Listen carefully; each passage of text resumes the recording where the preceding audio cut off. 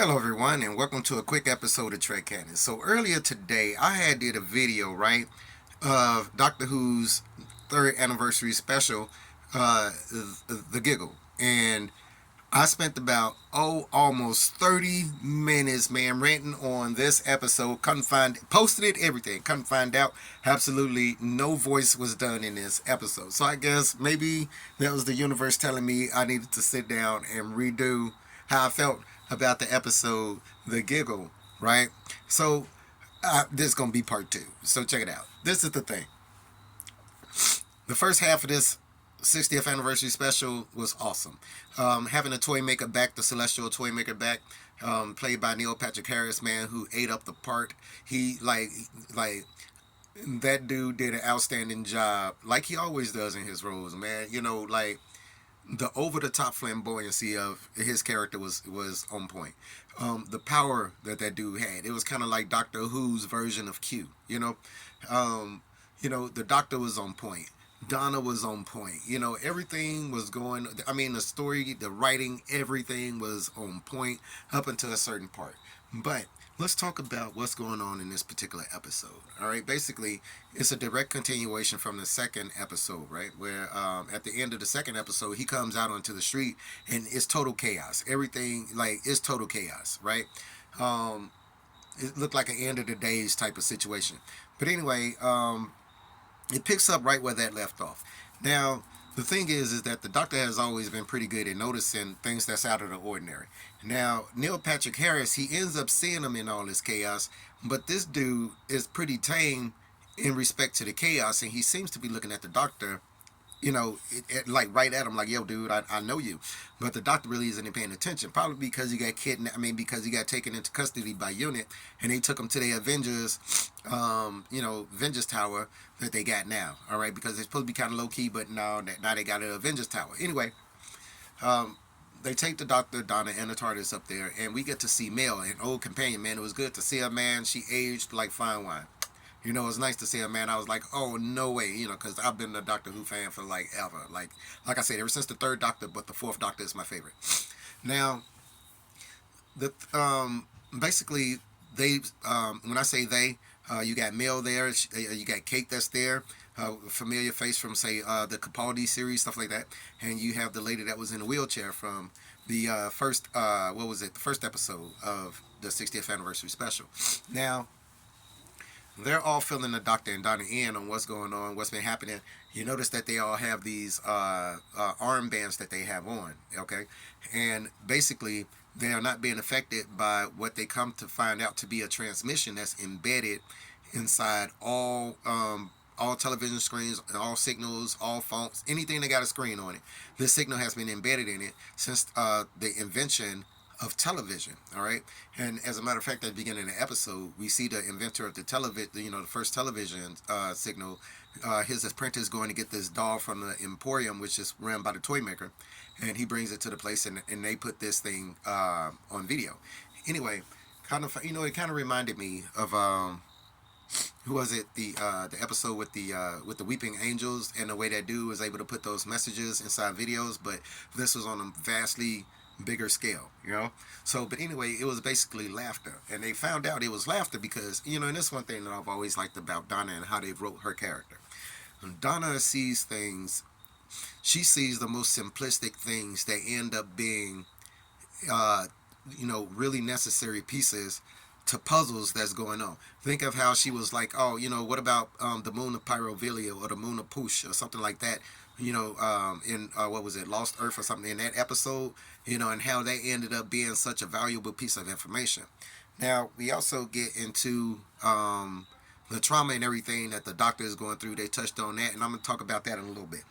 But anyway, Donna finds out that this brainwave that is going on, man, is tripping everybody out, is actually a song, songs, melody, right? Come to find out, it's laughter.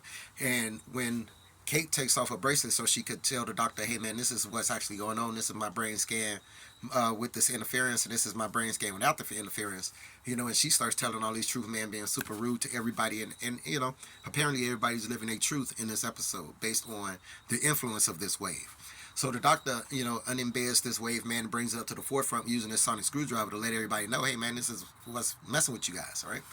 So they find out that this signal, when this signal was put into television signals and everything like that, and the doctor and Donna travel back in time. Now, instead of the doctor going up to start talking to the inventor of the television and everything like that, or his apprentice, the doctor immediately is like, "Oh man, they must have bought this dial from this emporium over here across the street." I don't know.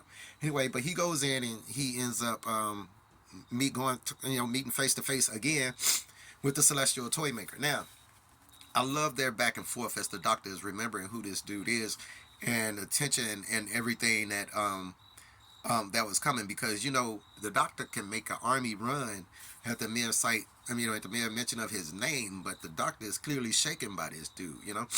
So the doctor proceeds to tell Donna, man, hey, run back to the TARDIS, get back to the TARDIS now, and Donna don't listen because Donna never listens. What was it? Silence at the library. She didn't want to listen. Like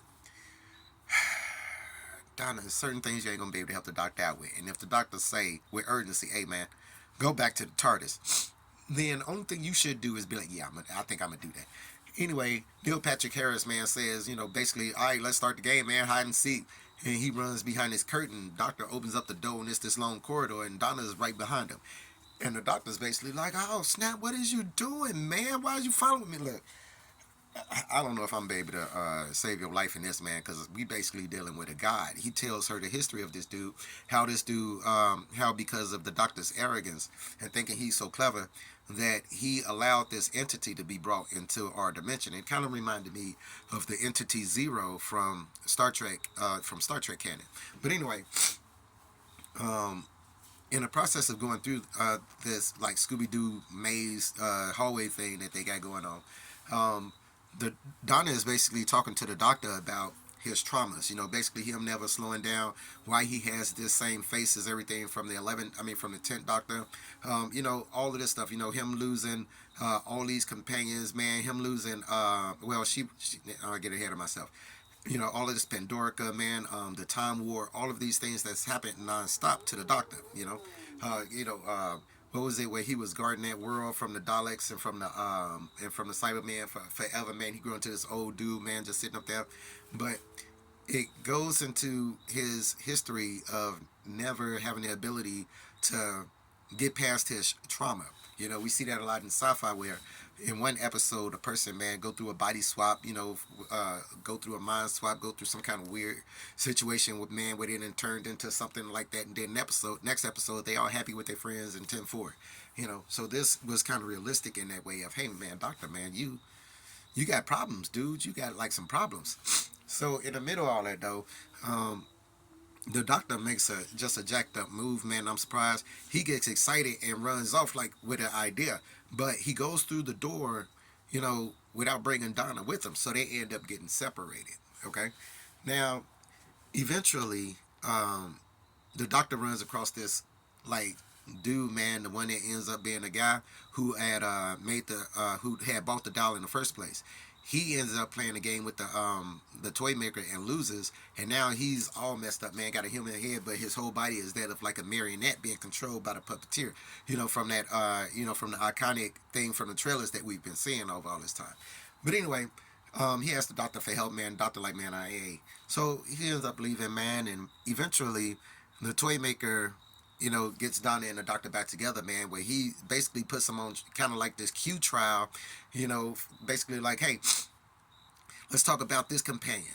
And then the doctor, will give this reason as to, okay, well, they fucked up, but they not as fucked up as, as they, at least they ain't dead. And then the toy maker every time, man, to be like, oh, right there, makes it, like, oh, well, that makes it better. He talked about how people trapped in other dimensions, people got turned into Cybermen, like all his companions. And you start thinking to yourself, oh, man, maybe being a doctor's companion ain't the safest thing in the world, because he done lost a whole lot of companions to some real jacked up stuff. And, the toy maker was basically like, yeah, man, like, okay, so what did your excuses mean for them? And I kind of like how they did that and the pain that the doctor was having, like, yeah, man, I really tried to protect these people. Hell, one of them I really, some of them I even really loved. So that was real that was real interesting how they did that. Anyway, the doctor challenge, so that they won't die now. The doctor challenges the toy maker to a game. All right, and come find out the toy maker is responsible for all the games that have been produced. And although the toy maker is omnipotent, right, he still needs to follow the rules of whatever game that they're playing. So in other words, he can't cheat, even though he has omnipotent powers. He can't cheat inside. He has to play within the limitations of the game. So the game they decided to play was high card split. Okay, Doctor chooses a lower card than the toy maker. Toy maker says basically he won it, but the doctor interrupts him and is like, "Yo, you forgot another age-old tenet of gaming. Best out of three, 2 out of 3, because the doctor a long time ago, decades ago, beat the toy maker. That's how he ends up getting away from him, and now the toy maker wins. So now they're even. So the toy maker is basically like, oh man, you look, man, all right, fine. So he collapses the reality around him and starts teleporting them back to the to present 2023. Now the doctor and Donna, man, they run to Unit, man, and they trying to give Unit the information on how to be prepared for this dude when he comes. Ain't no real way that you can do it, but at least they trying to stop the signal. If they can stop the signal, maybe they could weaken them or get them out of, whatever the situation is, right? And instead of them just go ahead and doing what the doctor is telling them to do, the only person that did it was Donna. Finally, Donna decided to do a keyboard, but he's sitting up there telling them, hey man, y'all ain't got no chance against this dude. Hell, I ain't even got a chance against this dude. Basically, he's a god. Whatever he thinks about, he could manipulate to become reality around him. What are y'all doing? Anyway, and he could step through time like people step through doors, So they still like, man, whatever, man, we Unit, man. So this dude appears, man, Neil Patrick Harris and his little, theatrical number, man, just milking the scene again, doing his thing, man. And they decide to try to open fire on this dude while the doctor is telling them, leave, right? All the bullets turn into rose petals, everything like that, and they still shoot. No regard for everybody that's around them, none of that. All right. So he spins one companion over here, man, spins Kate open to a wall somewhere, and he takes over this space laser thing that they had used to destroy like the satellite that Korea put up there to basically make this worldwide connectivity. And in a small sense, it was using that satellite to distribute this signal around the world. So they had used this space laser, man. It wasn't a space laser. It was a laser that shot to space. Excuse me, that's sitting on top, that's sitting out on the patio part of the Avengers Tower, okay?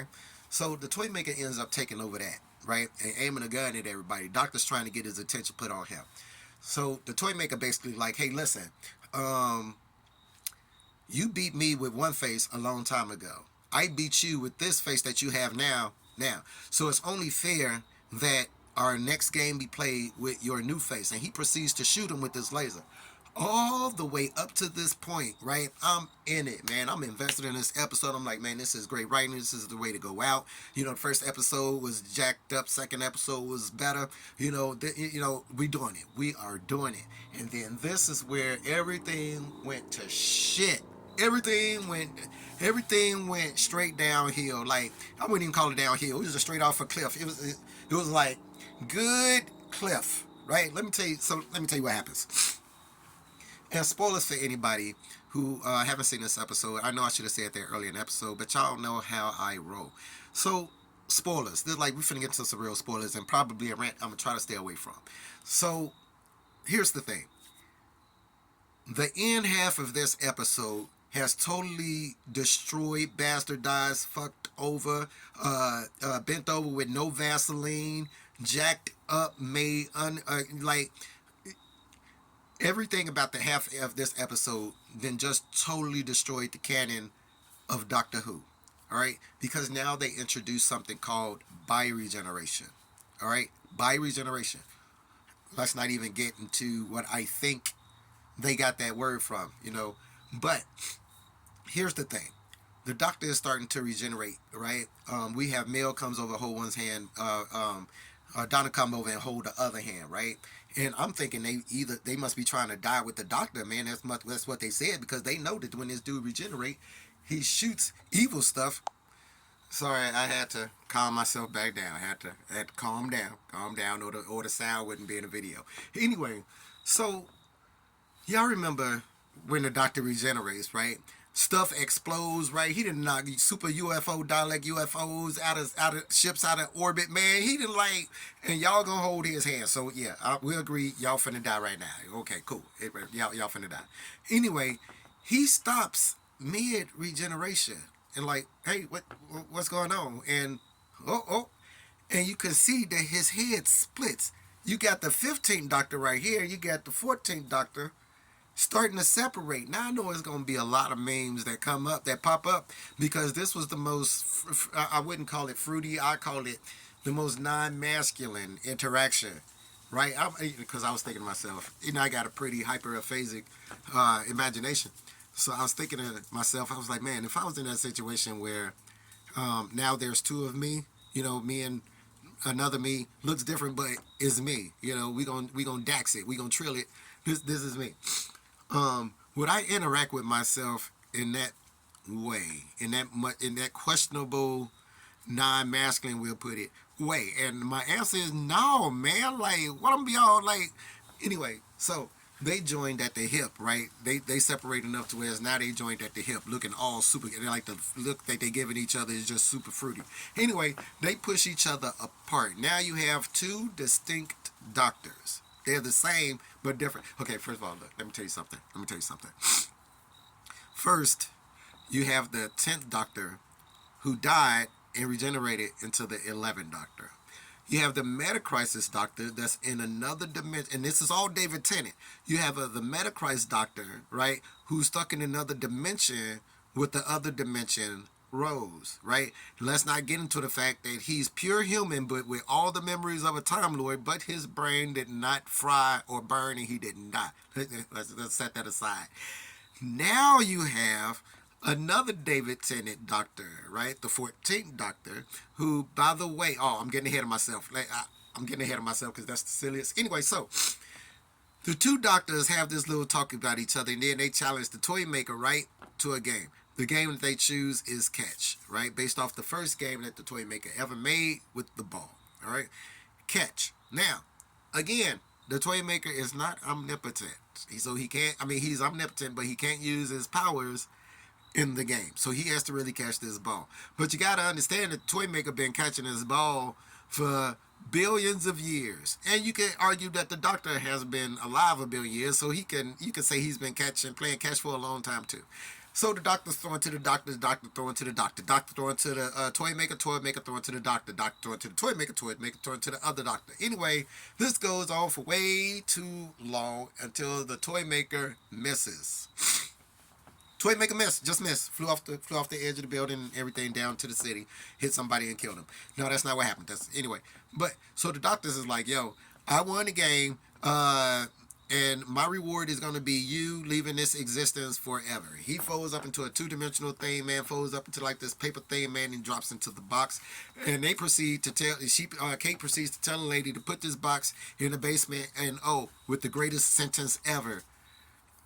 Salted with the most bestest of salt. And I was thinking to myself, this is not a demon. This is not a dark spirit, poltergeist, or some stuff like that you put a salt line and it's supposed to keep it at bay. This is an extra reality, omnipotent being that you got trapped inside. No, we gonna shoot this box into space far away. We ain't gonna put salt on the box. That's some we ain't finna put no salt. We ain't finna put no pepper. None of that is going into space or getting disintegrated. It's not gonna be here. We're gonna put it that way. So here's the thing. The Doctor 15th and Donna proceeds to try to talk to the Doctor 14th about why he has this new face, the trauma, all of the people that he's lost, that he needs to settle down, that he needs to stop running, he needs to stop traveling, okay? He needs to take it day by day. Now, the Doctor's basically like, that's impossible. I'm not finna just leave my TARDIS. And now, so this is the next craziest of shit. The crazy, okay, calm. Ooh, okay. The 15th Doctor reaches into this panel in the floor, pulls out this big old, circus tent mallet, big old test your strength mallet, right? And he comes out the TARDIS, starts talking about all this crazy stuff that has never been inferred, mentioned, or said specifically throughout this whole episode, right? He proceeds to hit the TARDIS with this thing, splitting the TARDIS in two. Whole nother TARDIS slide out this normal TARDIS. So now you have two almost identical TARDISes. The only thing separating these TARDISes is that the 15th Doctor's TARDIS has a jukebox in it, right? So they say they goodbyes. The Doctor tries to run off before they could do that because we know the Doctor don't like goodbyes and la la. So let me tell you what the storyline ending for the 14th Doctor is. Now remember I had said we had the 10th Doctor who died, regenerated into the 11th Doctor.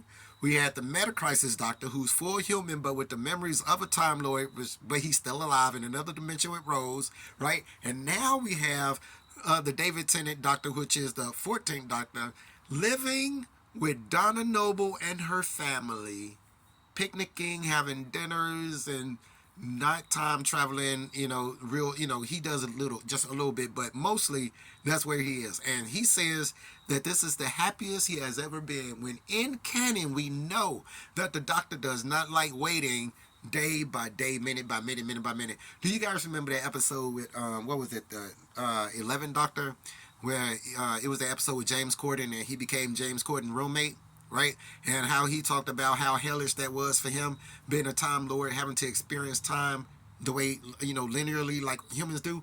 But now you trying to tell me this is the happiest you've ever been, dude? Like, anyway, the 15th Doctor ends up going out into, now look, besides the non-masculine aspects of the 15th Doctor, I like his attitude so far. I would like to see what they do with him. And yes, I'm biased because he's black. I'm going to give him a little bit more leeway. But just, y'all know how I feel about what they do to black people in television and make them kind of fruity. So, hopefully, moving forward, they'll get away from a lot of these identity politics and all that kind of stuff and just continue to write good, thought-provoking television. I don't like how they gave the 14th Doctor his send-off.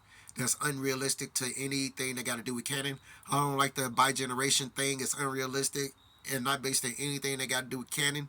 You know what I mean? So tell me what you guys thought of the episode. How did you guys like it? Please put it in the comments below. And as always, peace, recycle, and say the whales. You guys be cool.